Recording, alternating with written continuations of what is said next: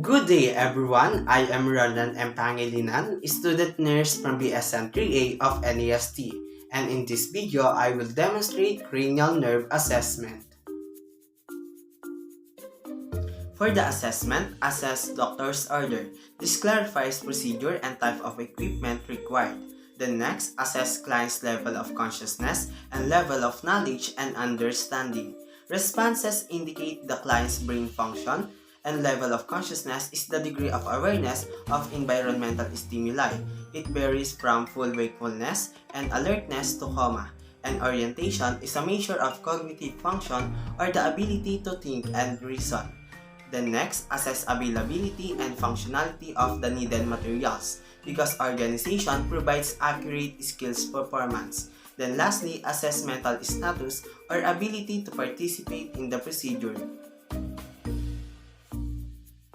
For the planning, if possible, determine whether screening or complete neurologic examination is indicated.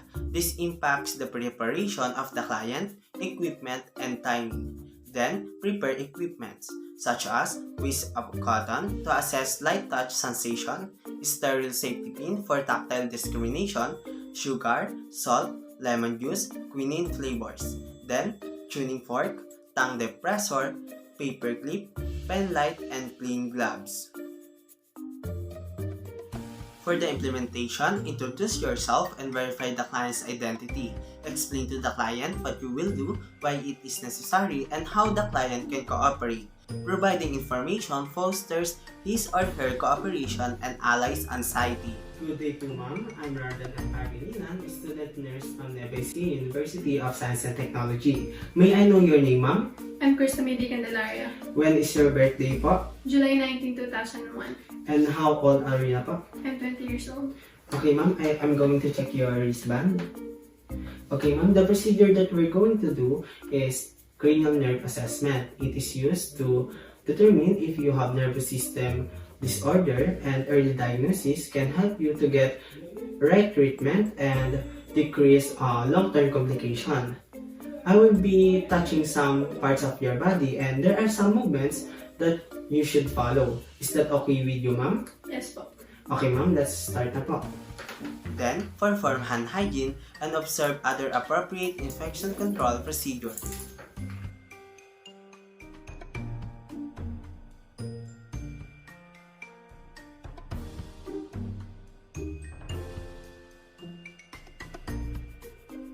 Kamusta po kayo, ma'am? Okay naman po. Happy po ba kayo ngayon? Sakto lang. It's good po, ma'am. Then, provide for client's privacy. By the way, ma'am, do you have any clarifications or concerns po? None. Okay, ma'am, to provide you a privacy, I will close the curtains so that no other people can see us.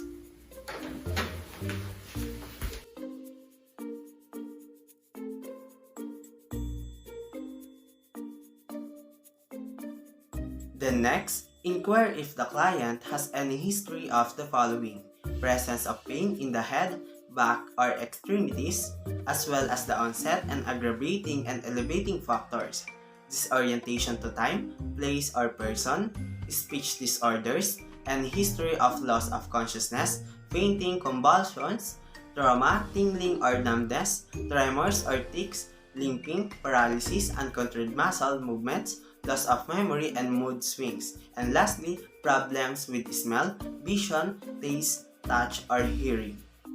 Cranial nerve 1, olfactory, asks the client to close their eyes and identify different mild aromas such as coffee and vanilla. So ma'am, let's start our assessment. For the assessment 1, cranial nerve 1, which is olfactory, I want you to clear your nose and remove any mucous secretions.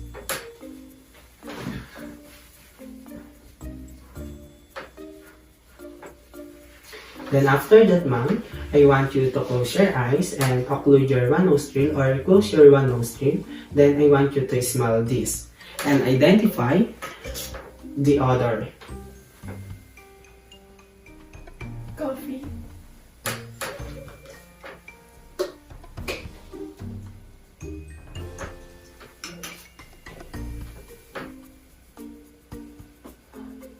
Lemon. Yes, ma'am.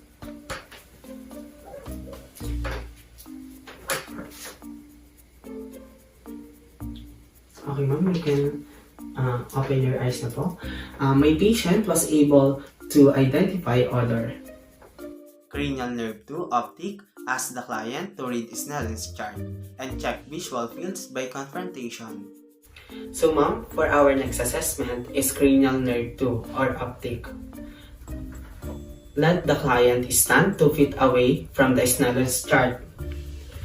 Then, ma'am, I want you to cover your right eye and read this. E, F, P, T, O, Z, L, P, E, D, P, E, C, F, D, E, D, F, C, Z, P, F, E, L, O, P, Z, D, D, E, F, P, O, T, E, C, L, E, F, O, D, F, C, T, R, D, P, L, T, C, E, O, R, E, Z, O, L, C, R, T, D. Okay, ma'am. To your left eye. E, F, P, T, O, Z, L, P, E, D, P, E, C, F, D, E, D, F, C, Z, P, F, E, L, O, P, E, D, D, E, F, P, O, T, E, C, L, E, F, D, F, C, T, R, D, P, L, T, C, L, E, O, F, E, R, O, L, C, T, T, T.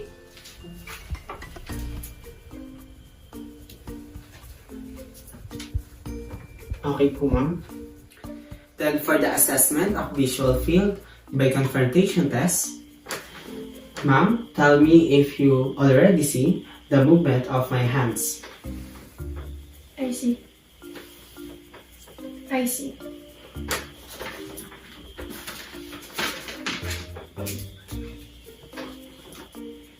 Cranial nerve 3, perla, pupil reaction.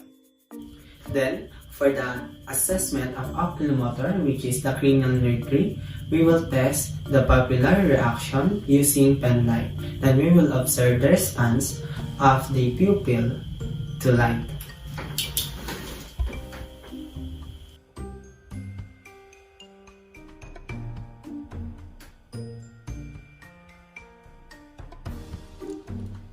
So now, place your finger 10 cm away from the patient's face and observe for the patient's pupil dilation.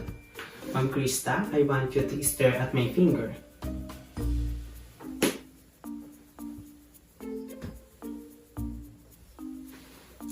Cranial nerve 4 and 6, trochlear, assess 6 ocular movements.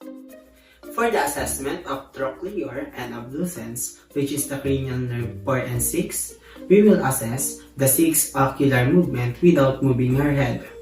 So, Ma'am Krista, I want you to stare at this pen light and follow the direction.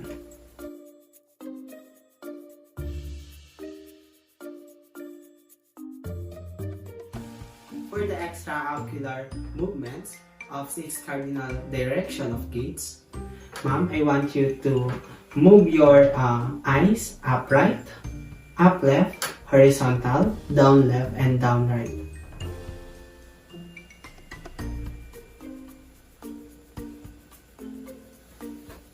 Cranial nerve 5, trigeminal, while the client looks upward, lightly touch the lateral sclera of the eye to elicit the blink reflex. To test light sensation, have the client close their eyes and wipe a whisk of cotton over the client's forehead and paranasal sinuses. To test dip sensation, use alternating blunt and sharp ends of a safety pin over the same area. For the 5th cranial nerve, which is trigeminal, for the mandibular axillary and ophthalmic division should be tested symmetrically.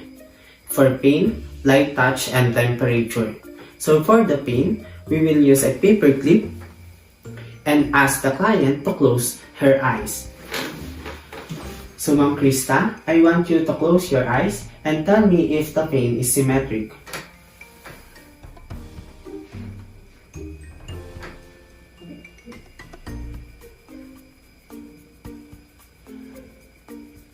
Symmetric. Okay po. Then, to test light sensation, we will ask our client to close her eyes. And we will use a piece of cotton to slightly touch her face, forehead, and chin, and instruct the patient to say no every time she feel the placement of the cotton sweep.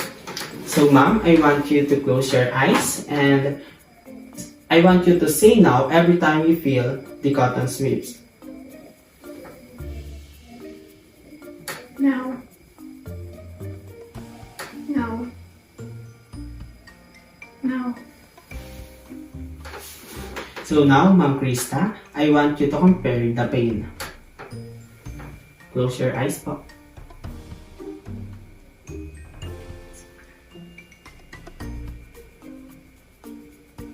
Similar.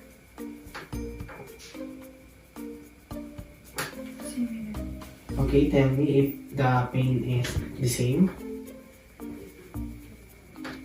Similar. Similar. Similar. Okay, that's great. So now, let's check for corneal reflex or blink reflex by slightly touching the lateral sclera of the eye using piece of cotton. So Ma'am Krista, I want you to look up and look up away from me and I want you to tell me if you feel the touch of the cotton.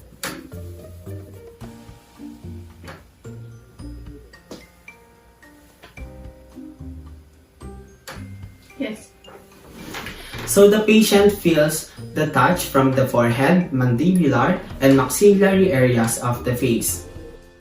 Cranial nerve 7, fascial, asks the client to smile, raise the eyebrows, frown, puff out cheeks, and close eyes tightly.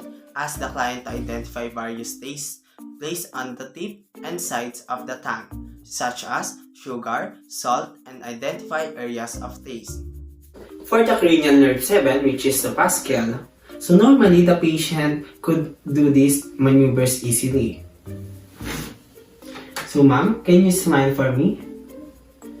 Can you raise your eyebrows? Can you frown? Can you pop out your cheeks? Can you force your lips back? Can you close your eyes tightly? So as you can see, the patient can smile, can raise her eyebrows, can frown, can pop out her cheeks, can purse lips, and close her eyes tightly. So to test the sense of taste, we will use a 3 different cotton applicator by moistening with salt, sugar, and lemon. And we will touch the client's or patient's anterior tongue with each swab separately, and we will ask the client to identify the taste. Ma'am Krista, I want you to protrude your tongue and I want you to identify what type of taste it is.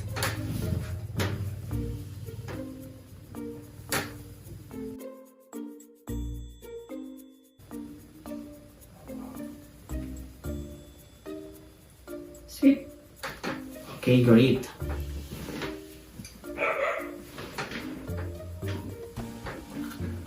Okay po, next.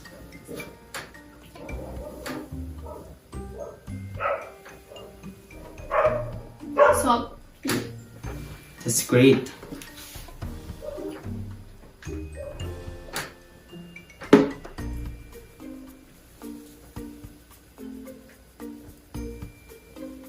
Sour.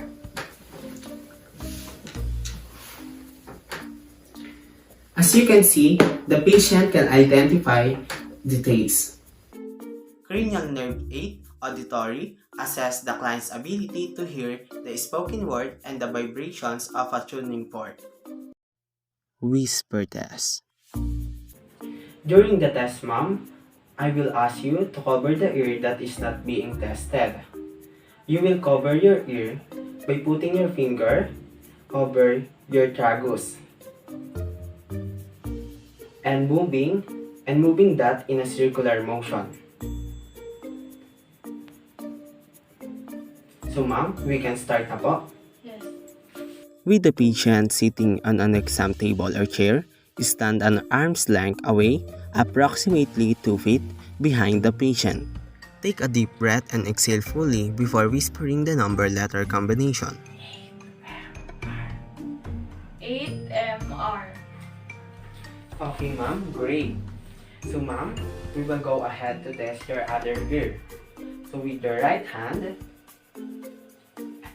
you will go ahead and repeat the same steps.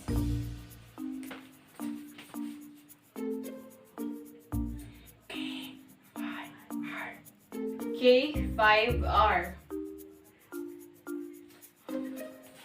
That's good, ma'am. Thank you po. Renal test. For the renal test, before you start, you need to locate the mastoid process. The mastoid process can be located here. Strike the tuning fork against your hand and place the vibrating fork over his mastoid process.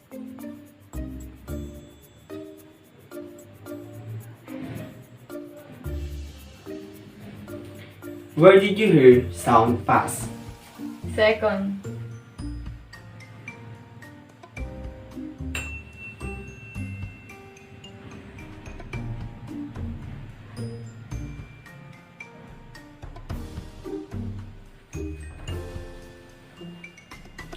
Where did you hear sound better? First.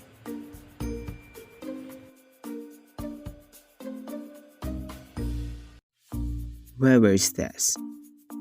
And for the last test, it is called Weber's test. Ma'am, I'm going to pin the tuning fork and place it on the middle of your forehead. Then let me know where you hear the sound pass. Strike a tuning fork lightly against your hand and place the vibrating fork on your patient's forehead, at the midline or on the top of his head. In the middle. Okay po, ma'am. Thank you. Cranial nerve 9, glossopharyngeal. Apply taste on the posterior tongue for identification and ask the client to move their tongue from side to side and up and down. The next is the cranial nerve 9, which is the glossopharyngeal. First is ask the client to take a sip of water to check if she has difficulty in swallowing.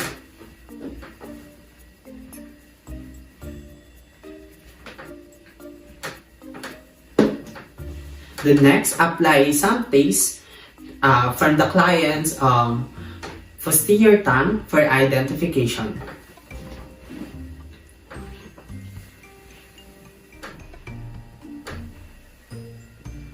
Sour.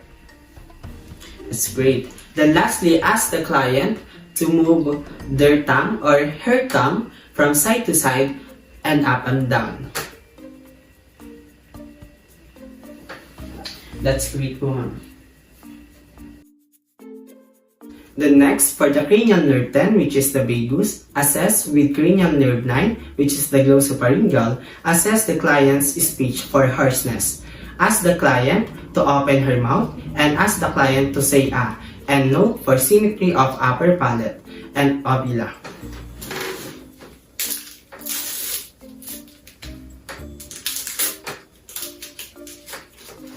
So, Ma'am Krista, I want you to open your mouth. And Ma'am Krista, say ah. Set the next to check the gag reflex, one side at a time. Ma'am Krista, I want you to open your mouth again, and we will check your gag reflex. This might hurt a little po.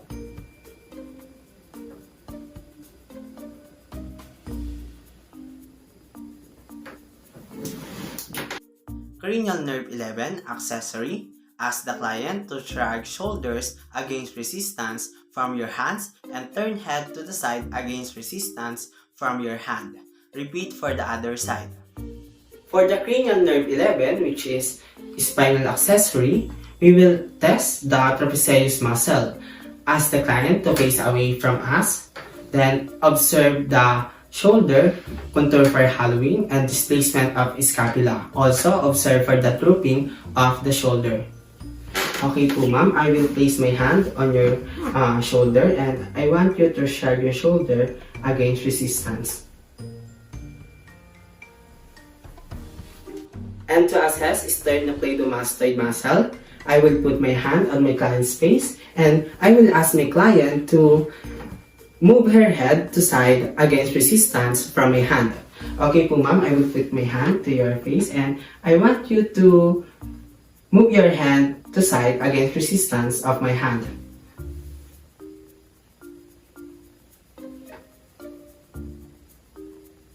From the other side po.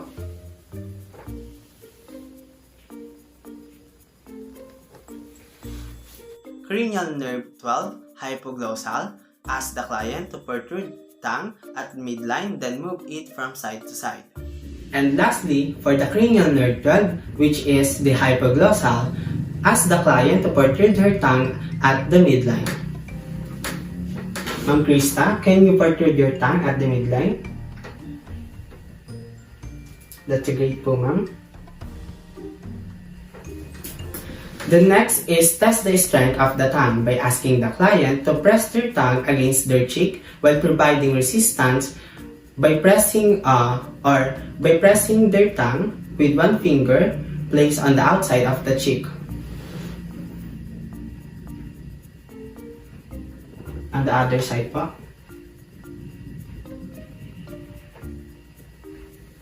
That's amazing po, ma'am.